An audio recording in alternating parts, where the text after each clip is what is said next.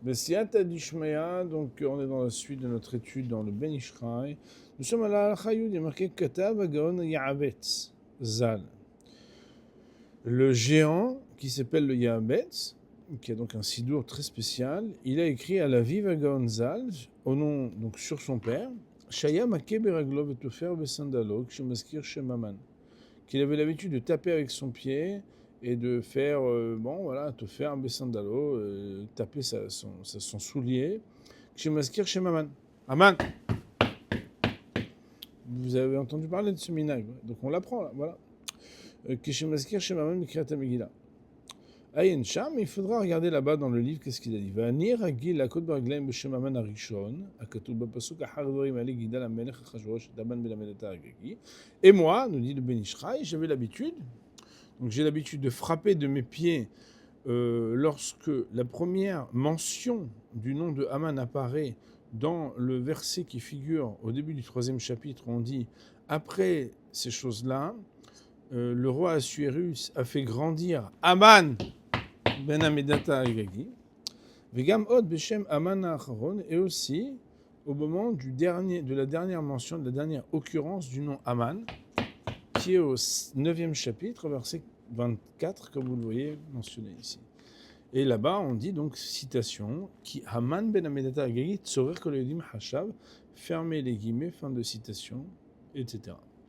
Autrement dit, le Ben Ishraï se positionne pour nous dire que lui, il ne frappe que quand c'est le premier Haman et le dernier Haman. D'ailleurs, par exemple, dans notre Beth HaKnesset à nous, on a l'habitude de faire exactement comme le Minag qu'il est ramené dans le Ben Ishraï ici. C'est, je crois pas qu'il y a une fila tout de suite ici. Je crois qu'il y a une fila en bas à 8h20, mais vous devrez demander. Voilà. Et en fait, il y a donc nous on a l'habitude au Beth HaKnesset, là où je prie, en général, chez les Avrichim, mais chez les gens qui étudient, on applique cette ordonnance, sachant que, on va le voir peut-être, ou en tout cas vous pouvez le comprendre naturellement, si on fait que frapper et faire des pétards, etc., en fait, on va le voir dans ce qu'on va apprendre, c'est qu'on risque de rater des mots. Parce que le mot Aman, il est aussi indispensable à la récitation, et des fois, quand il y a des pétards ou des jeux un petit peu trop insistants, alors on a un problème après, des fois, à l'achik, vous voyez. Donc regardons un petit peu les commentaires qui sont ramenés en bas pour explorer un peu ce sujet. C'est marqué Uva Mishnebur, et donc on est dans l'annotation de la Medtet. Et dans l'annotation de la Medtet, je vais le lire très vite parce que je ne l'ai pas préparé avec les commentaires. Donc je vais juste le scanner avec vous. Uva Mishnebur Bekafraim, c'est Ramna Mishnebur Bekafraim. Et d'abord, Niflak Tabarafraim Faladji Beruachaim. Il y a quelque chose d'absolument fantastique qui a été ramené par le Rav Chaim Faladji, donc qui était un Rav à Izmir. C'est marqué donc dans ce Sfarim que quand on frappe Haman, il est frappé dans le Geinom, dans l'enfer.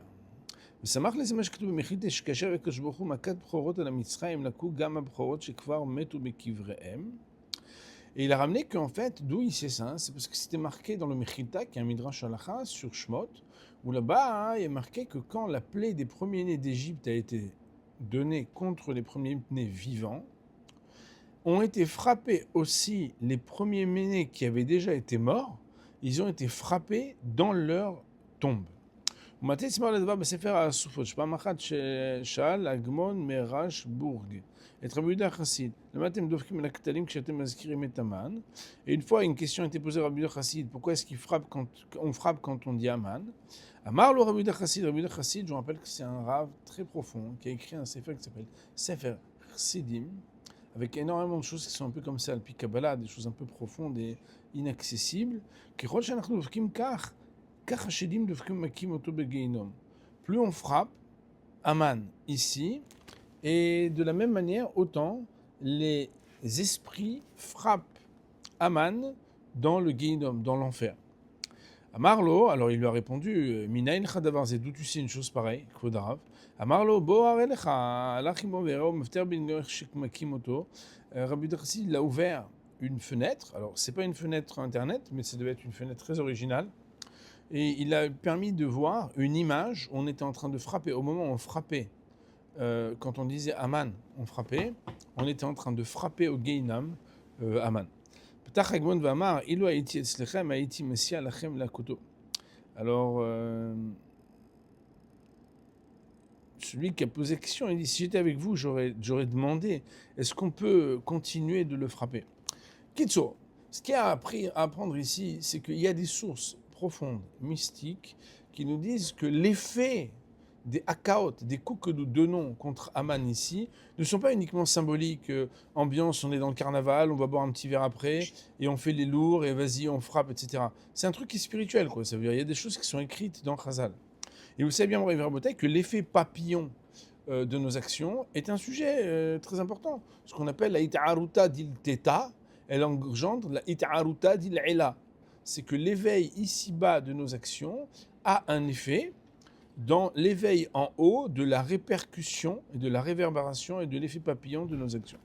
Il nous dit le Rav, donc, que quelque part, c'est pas juste qu'on a mis dans Mishnah Berurah et dans Kaf HaChaim le Yabetz, qui est le Chacham Yabetz, c'est un sage très profond, mais c'est que aussi la Chaoul Maaseh, il est écrit dans les Sfarim HaKadoshim que quand quelqu'un le fait, en fait, il y a une interaction qui nous dépasse et qui fait une interface très forte. C'est que Aman, quand on frappe ici, au moment où on entend son nom, il est frappé dans le Geïda. Bon, c'est vrai que, mes chers amis, ça voudrait dire aussi que quand on entend ça, on se dit, du coup, on ne va pas frapper que dans le Haman Arishon, mais on va peut-être aussi frapper pendant tout le Haman. Bon, on va voir Bémet comment ça marche. Qu'est-ce qui va être dit là-dessus? Ouais. Alors, du coup, qu'est-ce qui est marqué ensuite? Il y en a un cas, Amirat Memouchan. Alors, il y en a qui frappent quand ils disent le mot Memouchan. Ktav Rabbeinu Ktav Yad Kochoshona, Memouchan ou Aman. C'est vrai que Memouchan, c'est le surnom de Aman, comme la Gemara dit dans Megillah, la page 12b. Ar Bechol Zot, néanmoins, En Anumakim Kshemazkirim Shmo Shel Memouchan. On ne frappe que quand la mention du nom de Aman est explicite et non pas implicite. C'est vrai que la Gemara elle dit que quand il y a marqué Memouchan dans la Megillah, on parle de Haman, mais étant que ce n'est pas explicite, on fait Babatam. Parce qu'en réalité, à ce moment-là, il y a quelque chose de bien qui a été rendu pour le peuple d'Israël. C'est-à-dire, regarde, Vashti, Ba'ai, Salimlor. Comme on a parlé, Kidvar Memouchan, comme la parole de Memouchan, et c'est le moment où Vashti elle a été exécutée, et que par le biais que Vashti a été exécutée par Memouchan, qui est Haman, à ce moment-là, Esther elle a été présentée et nommée reine. Comme il y a quelque chose de positif qui est sorti de cette histoire, c'est pas le moment de frapper. Ok, mais il y a aussi chez Dat, Razal, chez Memouchan ou Daniel, puisqu'en plus, il y a une autre raison, c'est qu'il y en a qui disent que Memouchan c'est Daniel. Kitser, on est en train de dire, le Pisé Gamken et la Kobishmosh Memouchan, on ne frappe que quand c'est Haman. Omnam Admour mi Belz, Ayanoeg, la Kuto Beraglo, Beamirat Memouchan, le Admour de Belz, lui, il avait l'habitude de frapper quand même, mais d'ivré. Grir, Sefer Koivet, Storavedat, Encham, etc. Ok, Beseider. En tout cas, si on apprend la notation qu'on a dite, premièrement, c'est qu'il y a un effet papillon. Deuxièmement, c'est que uniquement quand c'est explicite, on doit frapper. Alors, autre annotation, c'est la notation qui nous dit après mes godim katav shamakim be'aman yatzas chambe v'senakir shemalbelim et tashomim arbe. Que le prime Godim, qui est un des commentateurs très difficiles dans Shulchan Aruch, on dit qu'il était tellement pauvre qu'il écrivait sur les murs des abréviations. Et c'est pour ça qu'en fait, quand on l'étudie, même si aujourd'hui il est imprimé, c'est un texte qui est très difficile à étudier, le prime Godim. Il écrit que celui qui frappe Aman, donc c'est-à-dire quand on entend le mot Aman, en fait, il perd plus qu'il ne gagne. Pourquoi? Parce qu'il dérange les gens qui écoutent. והוא במשנה ברורה בכף החיים, וגם כתב בתשובותיו שהילדים והעניים מבלבלים את השומעים בשעת המגילה. Et d'ailleurs, c'est ramené aussi dans Mishnah Berurah, dans Kaf HaChaim, donc dans les décisionnaires. Il y a une annotation supplémentaire qui a été rajoutée par le Ben Ishraï dans ses responsables Rav Pe'alim, où il dit que les enfants et les pauvres, des fois ils viennent et ils font du bruit, etc. Et ça embrouille au moment de la Megillah.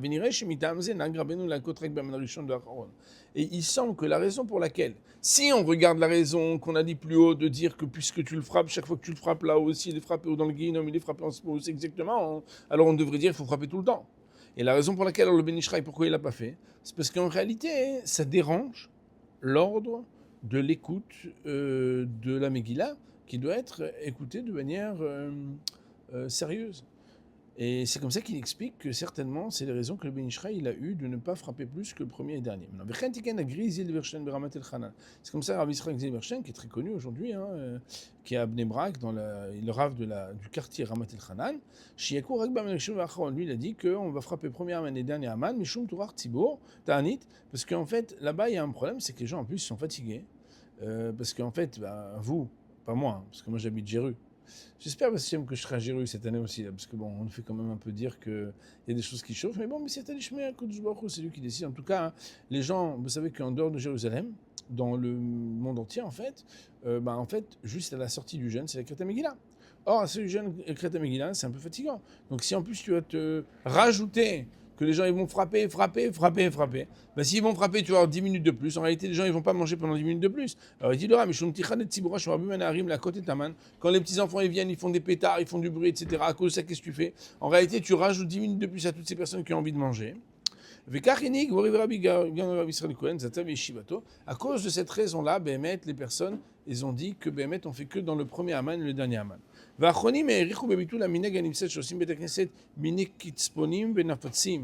à cause de ça, et en vertu de cette question, est-ce que c'est possible de fermer la porte? Ça ne te dérange pas? Ouais, mais c'est pas grave. Dans 2 minutes, là. Je vais terminer dans 2 minutes. Si ça vous gêne, je vais sortir. En tout cas, il dit que il y a eu, vous savez, l'espèce de Ra'ashanim, là, Avanarisha, Rash, ces trucs-là, en fait, dans beaucoup de Bate Knessiot de renom, ils ont annulé ce minhag de faire du bruit. En plus du fait que quand en plus il y a des pétards, vous savez, des fois ça fait flipper même.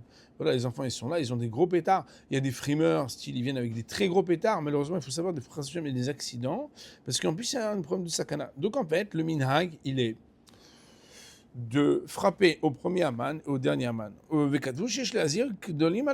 que vous savez qu'il faudrait éduquer les grands sur les petits. Ça veut dire qu'en général, si les parents sont bien éduqués, les enfants sont bien éduqués. Malheureusement, des fois, les parents eux-mêmes, ils font les malins. Alors après, les enfants, ils se laissent faire.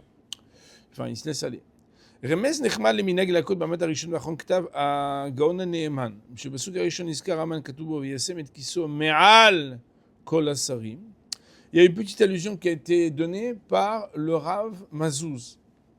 On l'appelle Anéeman, où il dit que dans le premier verset où on parle de Haman, il y a marqué Vayasem et Kiso, il installa son trône, mais al kol hasarin, au-dessus de tous les princes. Rachetevot, c'est quoi donc? L'acrostiche de Me'al kol hasarim, c'est Maka. Rachetevot Maka. Et il dit donc le Rav Mazouz que c'est une allusion au fait que la première occurrence où il y a Haman, on doit frapper. Pourquoi? Parce que Me'al kol hasarim, c'est Maka. Sur Rachetevot Maka, Maka ça veut dire le coup. Pasuk Acharon, il y a marqué là-bas Betacher Katav Mordechai Alehem Ki Haman. Et Ben Amidata, sur Rachetevot Ake. Là-bas, dans le dernier verset qui parle de Haman, Ake, ça veut dire je donnerai un coup. Bon, écoutez, en tout cas, alors il y a marqué Vakafrem Ketav Shiraoui Shelola Kotamam Bekolram Sheela Yake Beraglo Benachat Bli Hashmat Kol. Il n'y a pas de sujet d'avoir absolument besoin de faire du bruit quand on frappe pour Haman. Et qu'il ramène ici le Kafahaim, qu'on frappe avec son pied, on n'a pas besoin de faire du cinéma. Parce que tu ne vas pas déranger les gens, ils sont venus pour prier, ils ne sont pas venus pour écouter tes pieds. Parce qu'on a vu précédemment qu'en principe, qu'est-ce qu'on aurait dû faire? On aurait dû dire la Kriyat Megillah sans aucune pause, sans aucun blanc. Parce qu'elle s'appelle une missive. Et une missive, ça se lit d'un trait. Comme c'est marqué.